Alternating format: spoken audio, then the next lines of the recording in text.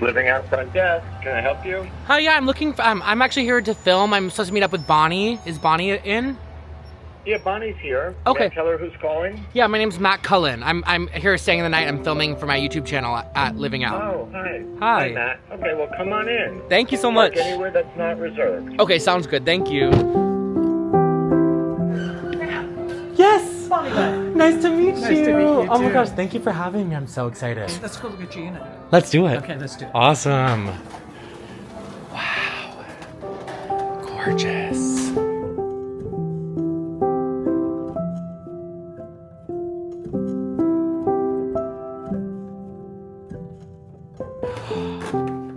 Oh my gosh. Wow. So this is a room that a resident can have, right? One bedroom and you have a den. My gosh. Stunning. Go all the way around. Yes, thank you. Give the full experience. Oh my gosh. This is life. It's great. Walk-in shower. Oh my gosh, I could live here. Of course. That's Like, what they're I know, of course. Washer and dryer. Oh my In your gosh. closet, which is great. Now you go out there and I'm going to open that other door. Okay. Wow. It's so nice and quiet and peaceful here too. And it's really nice because in the evening there's a fire pit and people come out here, have a glass of wine, and it's not open to the public. So you can be in the bar and have a great time, but then you can wander in and have your own.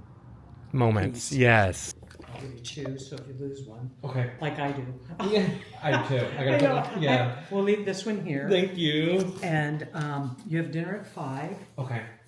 and I'll make sure I'll come get you. It's so beautiful out right now. It's so quiet. Like I don't even need this mic because you could probably hear me right now, but it's so quiet and you can just, all you hear is the birds chirping and the beautiful mountains and gosh.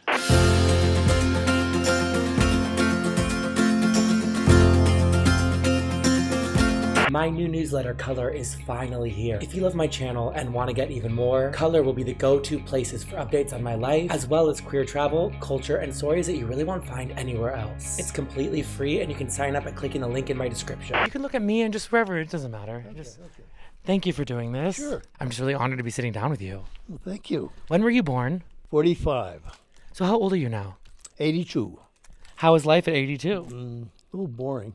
Really? Yeah. No, I worked as a clinician up until I was 78, so I haven't been retired that long, so I'm a little bored because I was really busy. How long have you been living here for? 3 years in January, I believe. How do you like it? I like it. It's a little quiet for me, but I like it.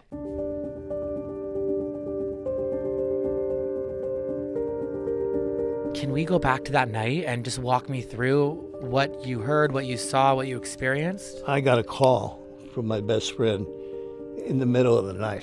And what do you say on the phone? He said that there's trouble down in the village. We were kind of watching things getting more militant. So we expected something soon because people were getting fed up with what the cops were doing. I didn't get anywhere near there until morning. It was still going on. What I did see was the police car being set on fire, the drag queens getting beat, getting hit, as they called them in those days. The transvestites were started it all, and really stood up for the first time more than the gay men did. It was still a terrible situation to watch into. It was fearful. The police were doing pretty dreadful things in the gay bars at that point. One night I remember in particular that really bothered me was I was there with one of my closest lesbian friends and her girlfriend, and they came in. They did just what you see in the movies, in mafia movies. They came in, smashed all the liquor. They did that all the time because people made money believe it or not, when the liquor got smashed. It was very cheap liquor, and mafia bar owners were able to get it back in kind of insurance claims and things like that. The whole thing was a dirty setup. Okay. But anyway, when they came in, the one that bothered me the most was the night they came in, smashed all and grabbed everybody and said everybody had to prove themselves. By proving themselves, it meant my close lesbian friend, who looked like a little boy, okay, fine, and her girlfriend, who was a knockout model, okay, had to take her clothes off to prove that she was a woman, or else they were going to arrest her. Wow. This is stuff people don't know about because they weren't there, and it isn't talked about that much. That was humiliating to me, to watch this beautiful woman have to strip down in front of cops and bare her breasts to them to prove she was a woman when everybody in the fucking place knew she was a woman. To prove that she wasn't like a transgender person or something? Yeah. They had to prove that she was a woman and not a man in drag, basically, as a woman. That's what you had to prove. It was humiliating. So you get to Stonewall, the Stonewall Inn, and you see the cop car burning, and you see people fighting. Yeah, people still rioting, yelling, screaming at the cops, calling each other names and stuff of that nature. Neither one of us got involved in the physical stuff. Did you see Marsha P. Johnson and everybody there? Not all of them, because they were mostly gone. During that time, gay people, or not you, I'm assuming, but a lot of people didn't really like Sylvia Rivera and Marsha P. Johnson, and they booed them on stage and stuff, right? Yes. Y'all better quiet down. I've been trying to get up here all day for your gay brothers and your gay sisters in jail. They're writing me every motherfucking week and ask for your help. And you all don't do a goddamn thing for them. Why was that? Okay, you gotta. Let me try to explain this to you. It took all of the gay men, including myself and my friends, I'm not going to be dishonest, a long time to be comfortable with drag queens. They were not what we wanted to look like to the public, okay? We had our distance, and it got even more militant with some of the gays in the sense that they didn't want any part of them, okay? Stay away from me, you're not a part of us, that kind of thing. And so they were getting booed for reasons like that. Now, I remember, I think it was in 1970 or 72, my memories, because it's so long ago, huge march. That was the big one in Washington Square. Geraldo Rivera was supposed to be there, but he never showed. No surprise. But Bette did, okay? And it was like really one of the very first times that she publicly sang Friends. And she sang it to the crowd of all these 100,000 gays with streamers going back and forth. But after that was over, as people came up to speak, I don't remember it was Rivera. I don't think it was, but I can't remember for sure because the names were not familiar at that time, just the faces.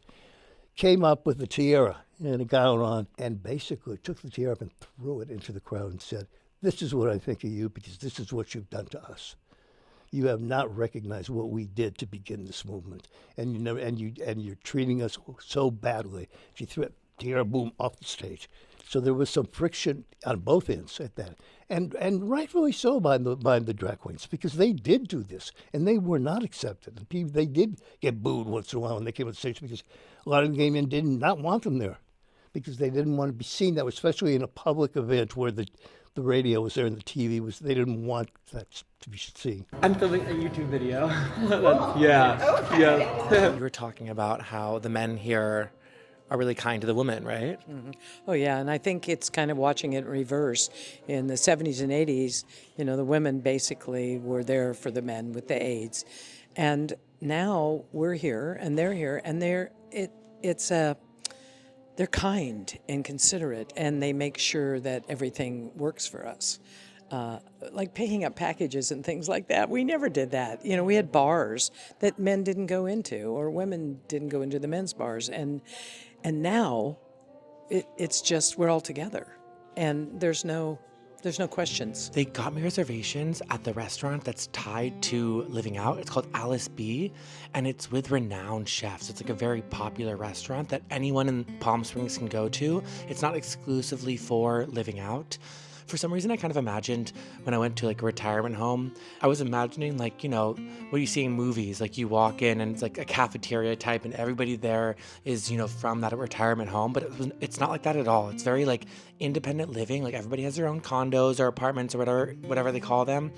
And they have this restaurant, but you have to pay out of pocket for this restaurant. It's not included in your package. I think they do offer breakfast in the morning, which you'll see me eating when I'm talking to the owner, but in terms of dinner and stuff, if you want to go to the restaurant, you're paying just like a normal person pays. When I was talking to the people they set me up with to have dinner, they were all residents, but they said they hadn't been there for maybe a year, and they go maybe once a year to that restaurant. So it's really more of a place for locals to come that just happens to be in the same facility as Living Out. But the food was amazing. It was I ate every single bite. It was so good. So even if you just live in the Palm Springs area, I highly recommend checking out Alice B because the food was phenomenal. Last night at dinner, we were talking about the affordability of these kind of places, and that's something that crosses my mind a lot because I know how expensive, retirement homes are, especially assisted living homes, and it makes me think about those people that are getting older in our community that don't have that kind of money. What do they do when they're 80, 85, and how do they find community? How do they get help? Being here kind of makes me feel like I'm thinking about my older age, obviously, thinking about, what I want for my older age, and getting older can be so beautiful or also very lonely and quiet, and I don't want a lonely and quiet end of life. I want a beautiful and rich, laughing, love end of life.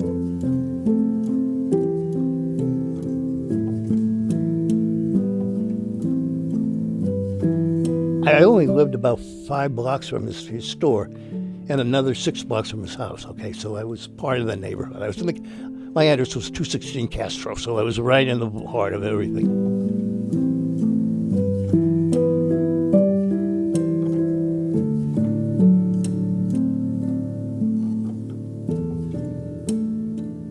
What are your memories of Harvey? What was he like? Do you have memories with him? I'm just so curious about that chapter of your life.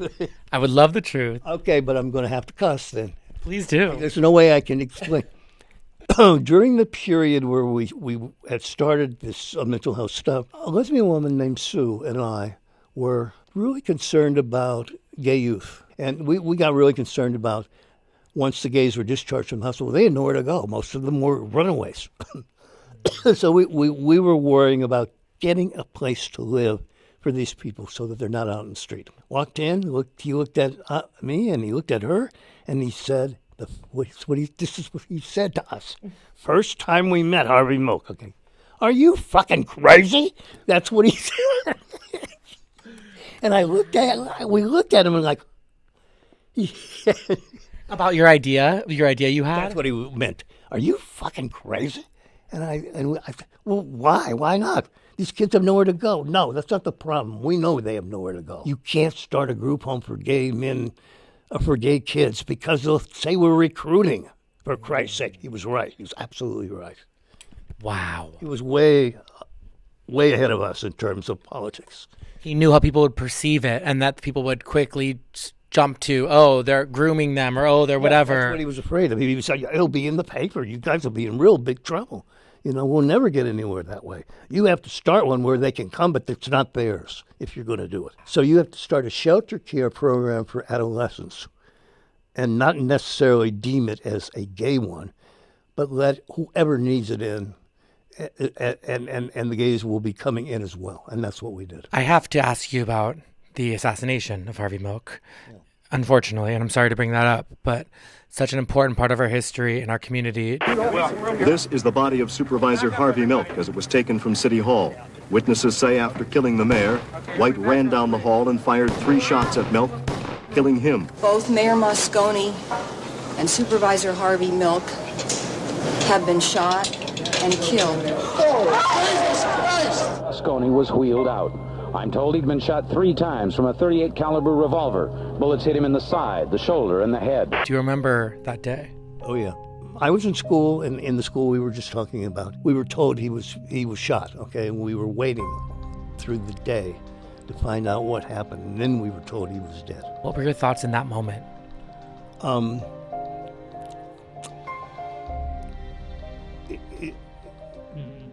Excuse me. What was it like?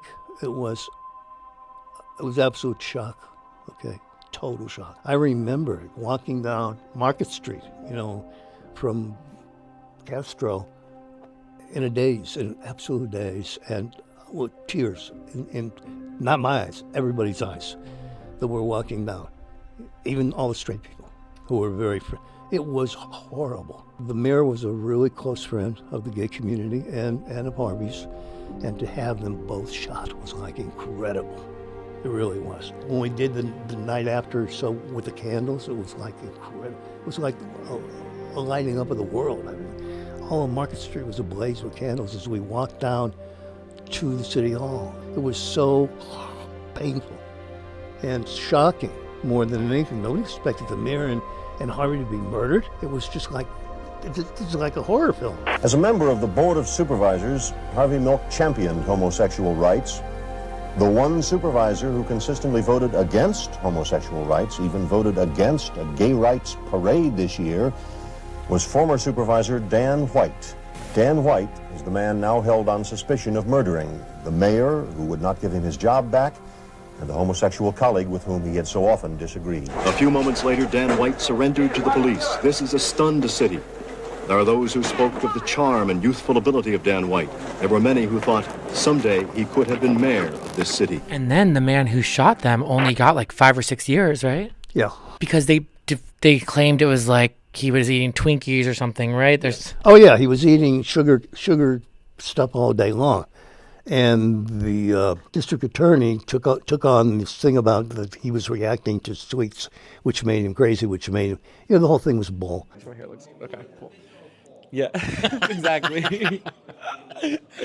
Thank you for having me, and congratulations on this place. What a huge accomplishment. Thank you for being here, Matt. So you were saying your background is development for casinos and hotels? That's correct. I've been in the casino hotel development business since the mid-1980s, but I've always been involved in the gay community, particularly in Los Angeles with the LA LGBT Center. I'm on the board since 1993, and I was aware, because the center deals with issues of seniors that seniors have and housing for seniors, and I knew that there was going to be a need for people, for a place for them to live comfortably, because unfortunately still in our country, and maybe even more so right now, there are very few comfortable environments for people to retire in, and what ends up happening is people go back in the closet.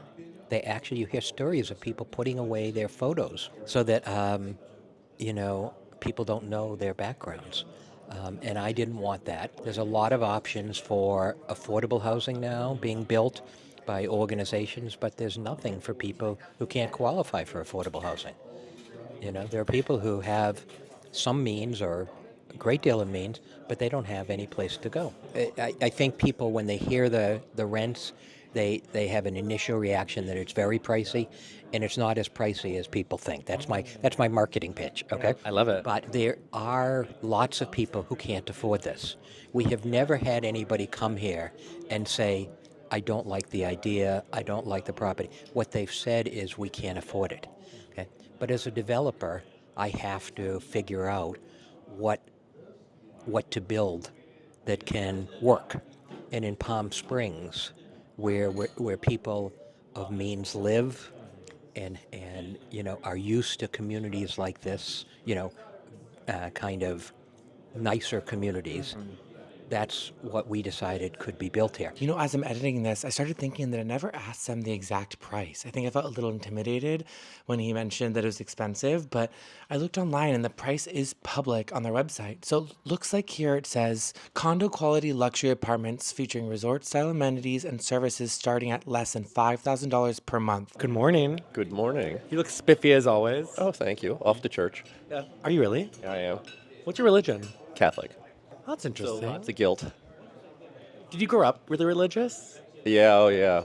My family, it was church every Sunday. You did not have an option. How did that look when you came out of the closet? Oh, not well at all. I didn't tell my parents until the night I moved out. I told them at dinner, and it did not go well that night. Do you think that Jesus Christ accepts us for being gay? Absolutely. It's just everybody else who doesn't. And of course, the Catholic Church is just, Catholic Church is just rife with hypocrisy.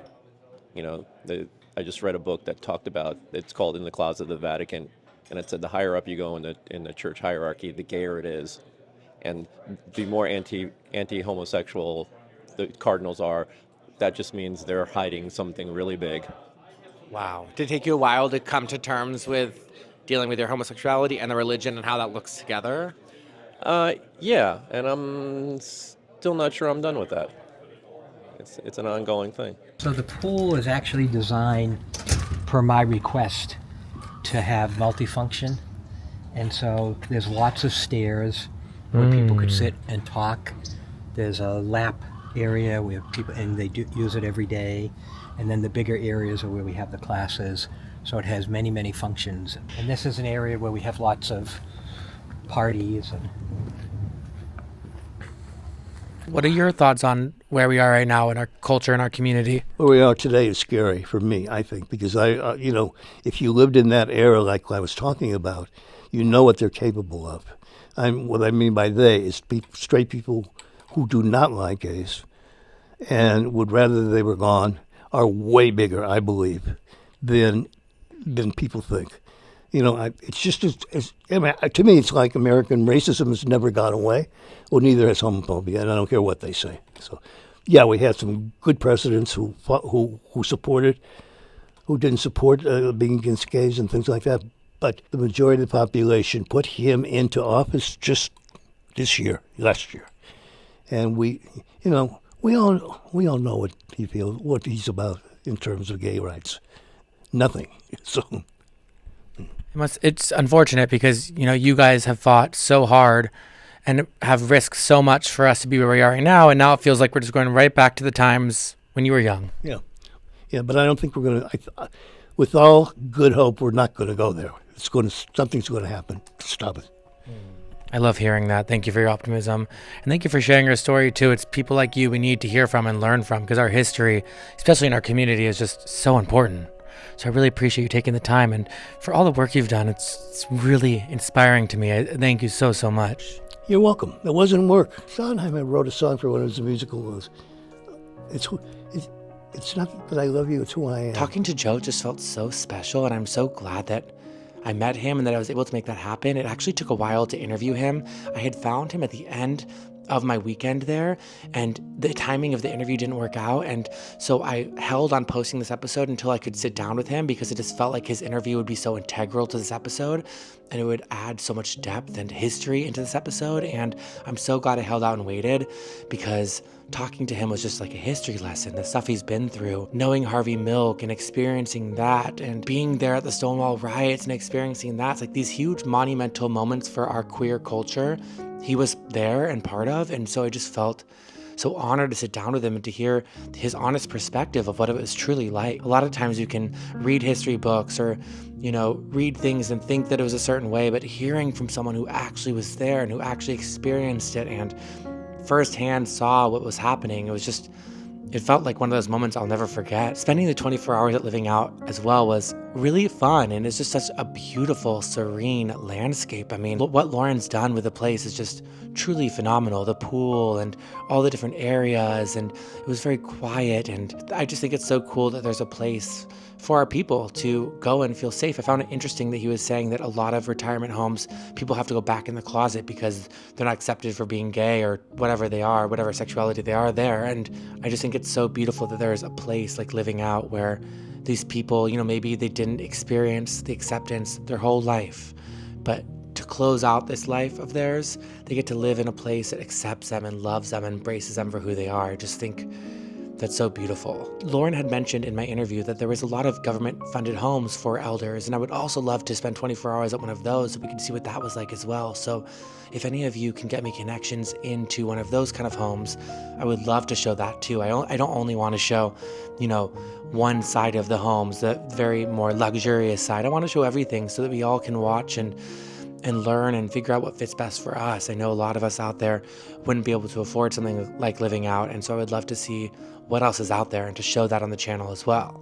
As parents get older, it's just so expensive, and I'm 35 and my parents are still totally able-bodied, but I know there'll be a time when, it makes me even hard to say, but of course I know there'll be a time when one of them passes or, eventually both of them pass, and it scares me to think about the finance side of it and how we're going to take care of them and what that looks like and what's the right move and what's the wrong move and what would they want, what wouldn't they want. And I just really hope that everybody out there that, if you're getting older yourself or if you're dealing with parents that are getting older, that you have the support that you need and that you don't feel overwhelmed, that you give yourself, a break and grace, because I feel like can feel like a lot of pressure, I'm sure, and I don't know, I don't have any profound thoughts really on that, but I just am with you and I'm thinking of you if you're going through that. I hope you're doing great, and I'm thinking of you so much, and I will talk to you soon with another video. Okay, bye.